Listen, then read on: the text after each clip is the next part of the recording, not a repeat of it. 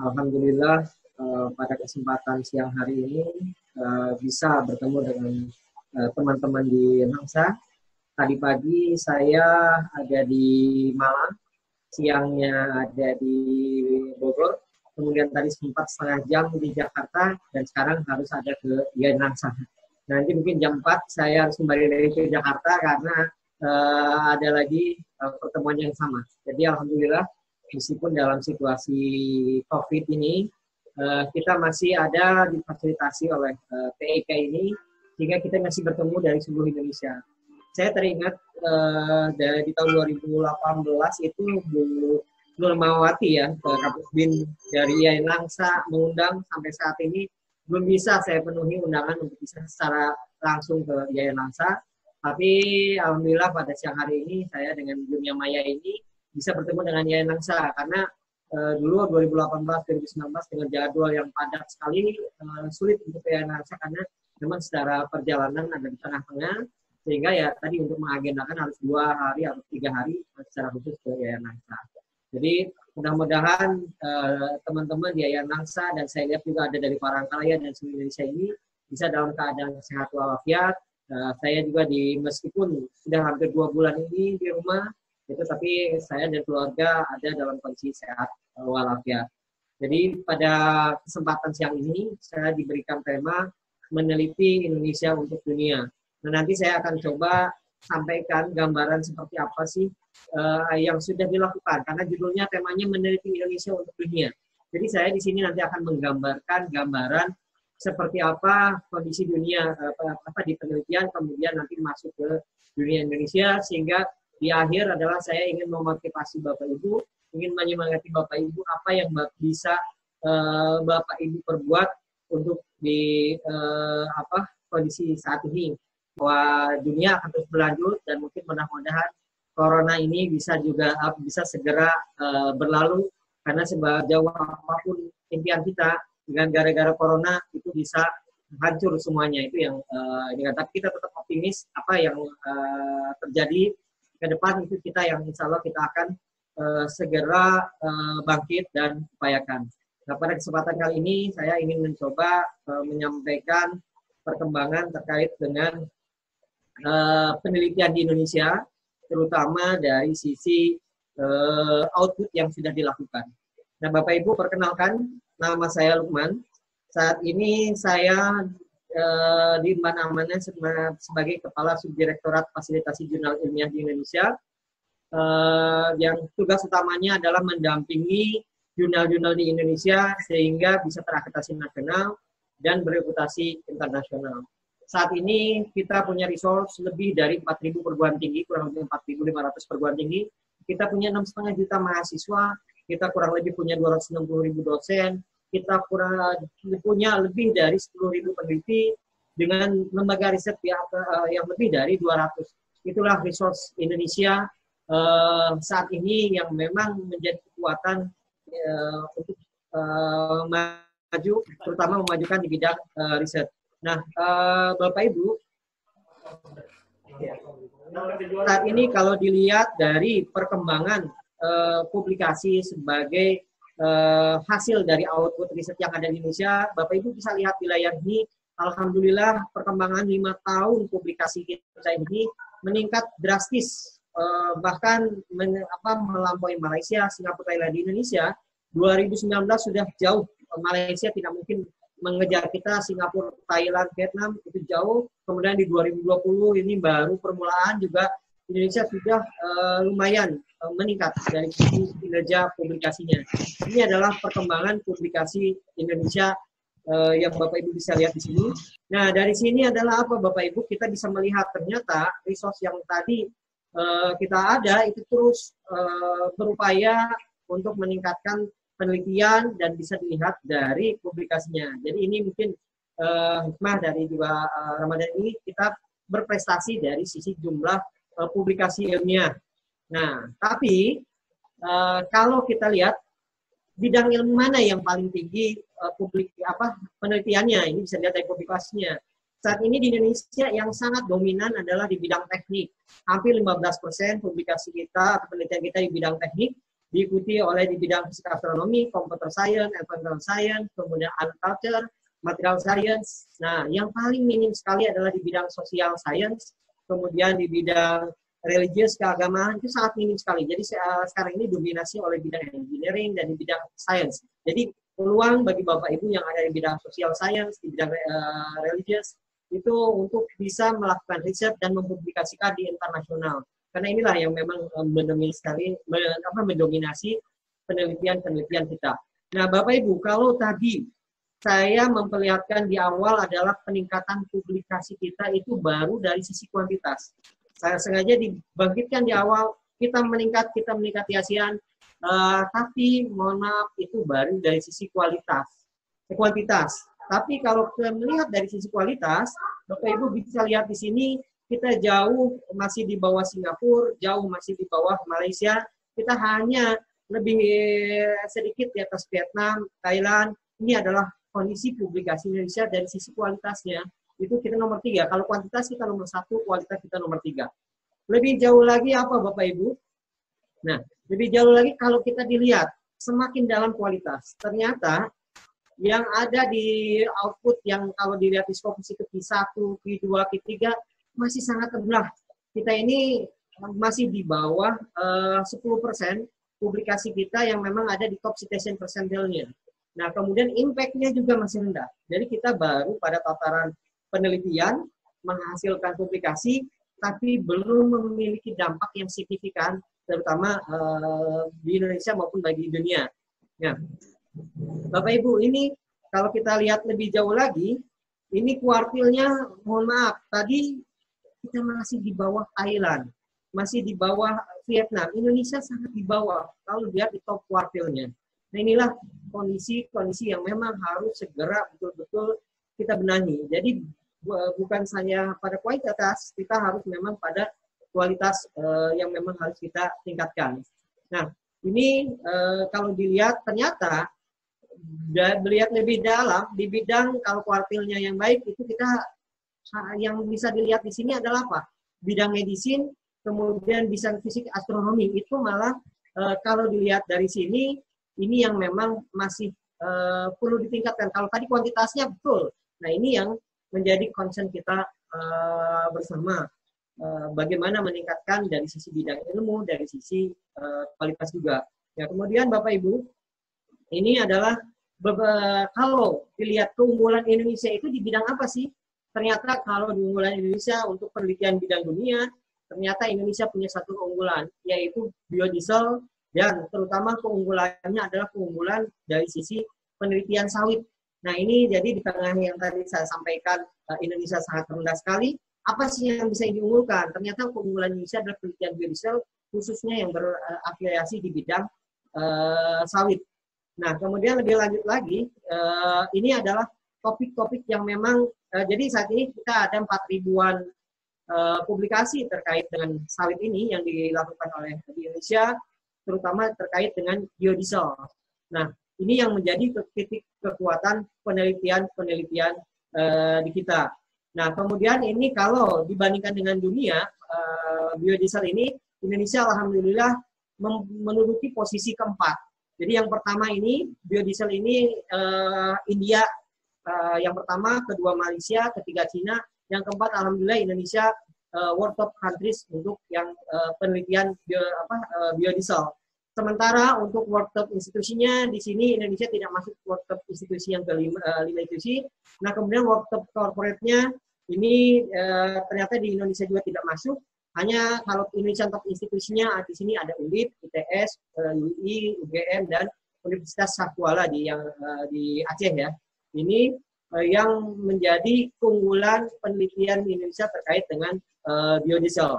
Nah, kalau kita lihat lebih jauh lagi, karena saya terkait dengan jurnal, Indonesia ini memang sekarang ini lagi luar biasa pergerakan publikasi ini. Jurnal yang ada di Indonesia itu yang meminta ISSN, termasuk juga proceeding di dalamnya, hampir 68.000. Nah, dari 68.000 ini yang terlihat aktif terbit berturutan, itu ya kurang lebih sekitar 10.000 jurnal. Nah, dari 10.000 jurnal ini yang terakreditasi nasional kurang lebih saat ini ada 4.600-an jurnal yang terakreditasi nasional. Dan dari sini bisa kita lihat, ternyata yang kualitasnya baik, yang peringkat 1, peringkat 2, ini hanya 67, peringkat 2 766. Ini dinominasi oleh peringkat 3, peringkat 4, dan peringkat 5. Nah, ini yang memang kita harus membenahi dari sisi kualitas. Kemudian kalau lihat dari perkembangan jurnal internasional, alhamdulillahnya, kalau yang gratisan, ini yang open access, Indonesia yang kemarin itu kedua, saat ini per hari ini, kalau minggu yang lalu kita masih yang kedua. Per hari ini alhamdulillah Indonesia sudah peringkat ke 1647. Maknanya adalah apa? Indonesia yang penting membuka diri. Oke, ini penelitian kami, ini publikasi kami, silakan dilihat dulu. Yang penting adalah visibility-nya dulu. Jadi kita sudah nomor 1 di dunia untuk visibility terkait dengan publikasi. Tapi terkait dengan kualitas, dari 38.060 jurnal yang saat ini ada di Scopus, Indonesia baru 64 jurnal. Berapa 0, sekian persennya dari yang sudah ada saat ini. Nah, inilah yang menjadi concern kita bersama. Nah, Bapak Ibu, saat ini saya ingin lebih memperkenalkan ke Bapak Ibu untuk pengukuran kinerja penelitian. Kita saat ini sudah memiliki yang disebut dengan SINTA. Nanti kami harapkan Bapak Ibu SINTA ini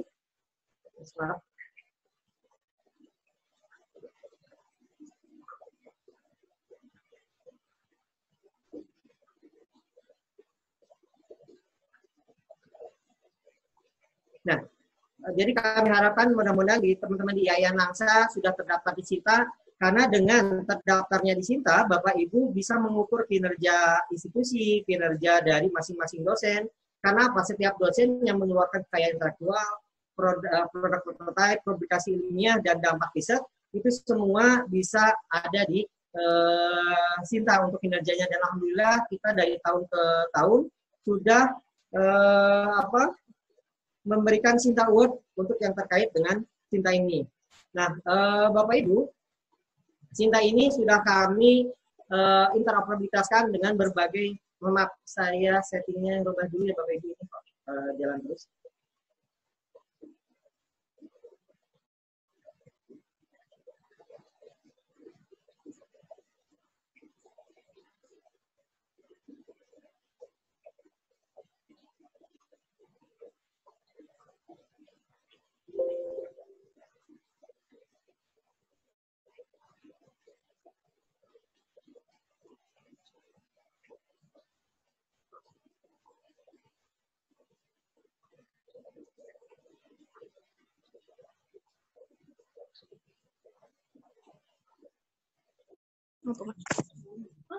Oke, baik, kita lanjutkan lagi Bapak Ibu, maaf tadi ini jalan terus.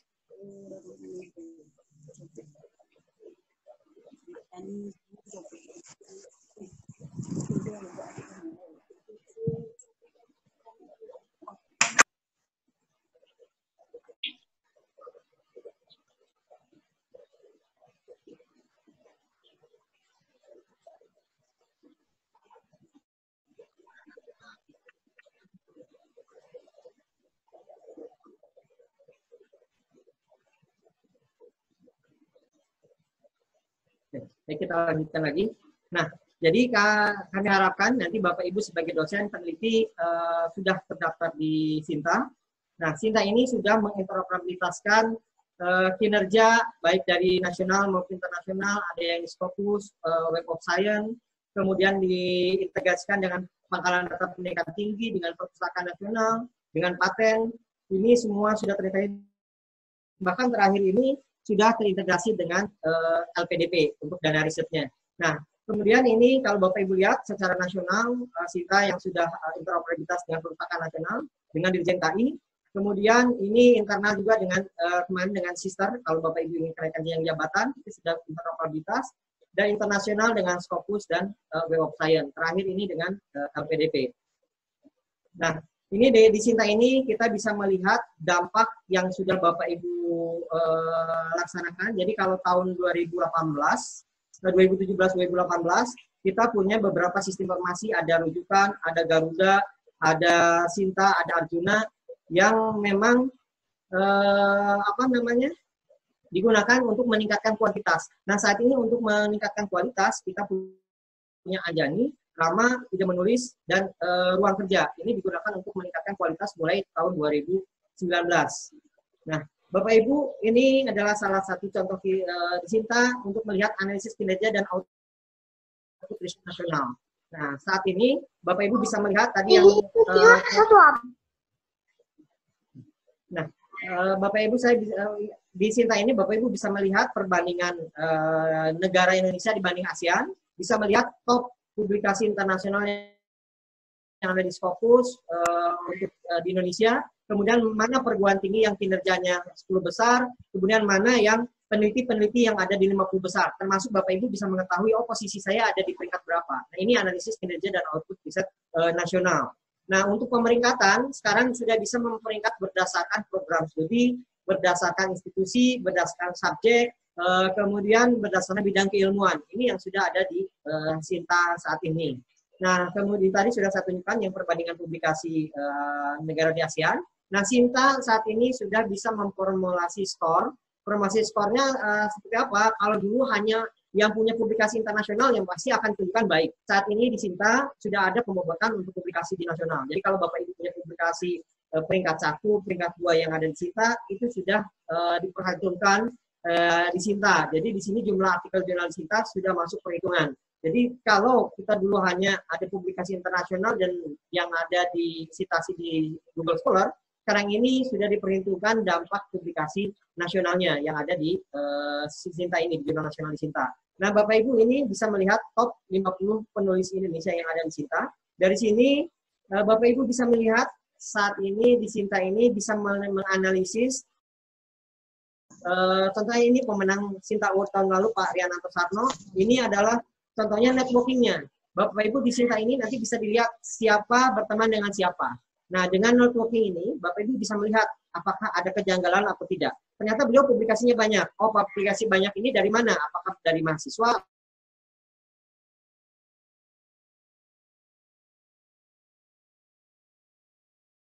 Masuk bisa melihat network yang ada di sini. Ini adalah contohnya terkait dengan paten beliau. Kemudian ini buku-buku yang beliau hasilkan. Kemudian di sini kalau publikasi internasional, Q1, Q2, Q3, Bapak Ibu bisa melihat yang ada di Sinta.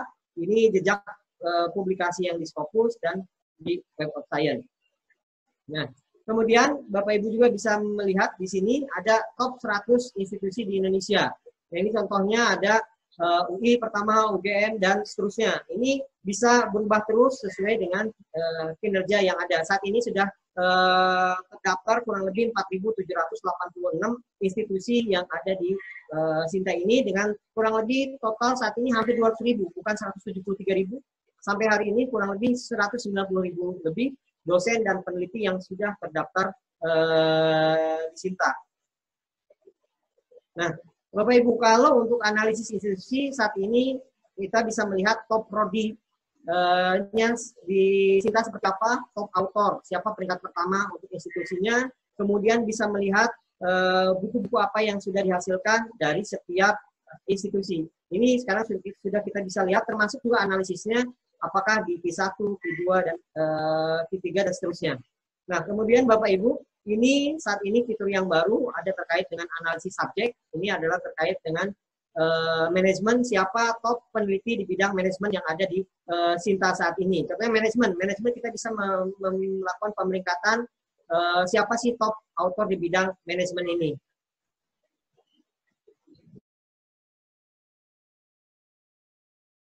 Per program studi. Untuk administrasi bisnis, ini contohnya yang paling top, ini adalah di Universitas Brawijaya. Dan ketika dicek lagi administrasi bisnis Universitas Brawijaya, seperti apa sih kinerjanya. Nah, ini adalah salah satu contoh untuk analisis program studi yang ada di Universitas Brawijaya. Nah, kemudian di Sinta ini, kita bisa menganalisis jurnal yang terakreditasi. Jadi kalau Bapak Ibu lihat, di sini ternyata meskipun sudah banyak hampir 5.000 jurnal nasional terakreditasi, ini masih didominasi oleh Pulau Jawa. Ini Pulau Jawa, diikuti Sumatera, Kalimantan, ini Kalimantan Tengah masih terbatas. Nah, kalau Sulawesi juga hanya dari Sulawesi Selatan. Nah, Indonesia Timur ini, Papua, NTT, dan seterusnya ini masih minim sekali untuk jurnal nasional terakreditasinya. Nah, kemudian Ini untuk analisis jurnalnya kita bisa lebih dalam lagi, melihat, oh ya, jurnal yang peringkat 1, contohnya jurnal pendidikan IPA. Seperti apa sih kinerjanya, dampaknya, Bapak Ibu bisa melihat di Sinta ini analisis untuk jurnal. Kemudian saat ini di Sinta punya Sinta COVID-19. Nah, di sini nanti Bapak Ibu, kalau Bapak Ibu ingin tahu siapa sih yang melakukan penelitian terkait dengan COVID-19 di Sinta, Bapak Ibu bisa cek di sini 5 institusi dengan penelitian COVID-19 terbanyak. Kemudian bisa lihat di sini siapa sih peneliti yang memang publikasi terbanyak COVID. Kemudian yang penelitian terbanyak, jadi Bapak Ibu kalau ingin tahu kontribusi peneliti Indonesia terkait COVID-19, silakan bisa melihat di sini. Termasuk kalau Bapak Ibu punya publikasi, punya penelitian terkait dengan COVID, ini silakan untuk bergabung memasukkannya di Sinta. Jadi kita bisa tahu track record setiap institusi, setiap orang, kemudian produk-produknya yang memang terbaru terkait dengan COVID-19. Sehingga kita bisa tahu bahwa di Indonesia ini bergerak terus penelitiannya, termasuk juga di penelitian di COVID-19. Oke. Nah, ini yang terkait dengan Sinta COVID-19 saat ini. Selain jadi, pengembangan Sinta, ya, ini kemudian terkait dengan Sinta ini, kita tadi sudah memberikan Sinta Award beberapa kali, dan insya Allah Bapak Ibu minggu depan Sinta akan Pak Menteri Menristek mungkin akan merilis pemeringkatan terkait dengan kinerja peneliti dosen terbaik yang melakukan penelitian berserta dampaknya terkait dengan Sinta. Jadi tahun ini kita tidak mungkin karena terkait dengan pandemi COVID, kita tidak akan melaksanakan Sinta Award besar-besaran seperti tahun sebelumnya, tapi Pak Menteri akan mungkin mengumumkan pemeringkatan 500 terbaik yang ada di Sinta sebagai dampak dari sebagai dampak dari penelitian yang sudah Bapak Ibu laksanakan, dilakukan saat ini. Nah, mungkin ini selintas pengantar dari saya terkait dengan meneliti Indonesia untuk dunia. Jadi saya sudah sampaikan di awal bahwa resource yang kita punya ini luar biasa. Nah, tinggal bagaimana resource yang kita miliki ini bisa berkontribusi untuk dunia. Nah, cuman saya menitip sekali, Bapak Ibu, saat ini saya terus-terusan menginvestigasi kasus-kasus di Indonesia ini terkait dengan maraknya jurnal predator, kemudian maraknya publikasi-publikasi yang memang kurang berintegritas. Jadi saya minta tolong Bapak Ibu untuk berhati-hati. Karena minggu ini saja saya menangani ada 5 jurnal di Indonesia yang memang saya anggap sebagai jurnal yang akhirnya predator. Karena apa? Ternyata jurnal tersebut memanfaatkan nama yang sudah terakreditasi, seolah terakreditasi, padahal bukan jurnal yang memang sebenarnya. Nah, ini yang tolong prinsip-prinsip kehati-hatian supaya Bapak Ibu juga tidak dirugikan. Jadi sebulan ini saya sudah menerima aduan, kurang lebih ada 10 aduan terkait dengan jurnal yang predator di Indonesia. Hanya Bapak Ibu tinggal bayar saja, itu sudah bisa publikasi. Kemarin ketahuan ada di Medan 2, kemudian di Riau itu 1, saya tidak akan mengumumkan, tapi ini lebih kepada pembinaan supaya Bapak Ibu berhati-hati. Nah, termasuk juga jurnal-jurnal predator di luar negeri itu saat ini jumlahnya sudah lumayan banyak, Bapak Ibu. Kurang lebih yang di data saya ada sekitar 620-an jurnal-jurnal predator yang Bapak Ibu perlu waspadai, sehingga jangan sampai Bapak Ibu terjebak ke jurnal predator atau abal-abal untuk mempublikasikan hasil penelitiannya. Mungkin itu sedikit pengantar dari saya. Nanti kita coba ingin eksplor diskusi mungkin lebih banyak dari Bapak Ibu yang ditanyakan, terutama terkait dengan publikasi jurnal atau memang penelitian yang tadi di Indonesia terkait, terutama topik yang siang ini adalah meneliti Indonesia untuk dunia. Mungkin itu dulu pengantar dari saya. Saya kembalikan lagi ke Pak Dedi sebagai moderatornya. Terima kasih. Assalamualaikum warahmatullahi wabarakatuh. Waalaikumsalam warahmatullahi wabarakatuh. Terima kasih